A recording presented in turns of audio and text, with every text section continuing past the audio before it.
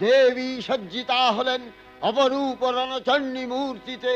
হিমাচল দিলেন সিংহবাহন, বিষ্ণু দিলেন চক্র পিনাক পানি, শঙ্কর দিলেন শূল, যম দিলেন তার দণ্ড, কালদেব সুতীক্ষ্ণ খড়গ, চন্দ্র অষ্টচন্দ্র শোভাচর্ম দিলেন, ধনুর্বাণ দিলেন সূর্য, বিশ্বকর্মা অভেদ বর্ম, ব্রহ্মা দিলেন অক্ষমালা কমণ্ডলু, কুবের রত্নহার, সকল দেবতা মহাদেবীকে নানা অলঙ্কারে অলঙ্কৃত ও বিবিধ প্রহরণে সুসজ্জিত করে অসুর বিজয় যাত্রায় যেতে প্রার্থনা করলেন।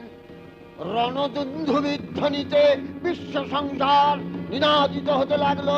যাত্রার পূর্বে সুরনর লোকবাসী সকলেই দশ প্রহরণ ধারিণী দশভুজা মহাশক্তিকে ধ্যান মন্ত্রে করলেন অভি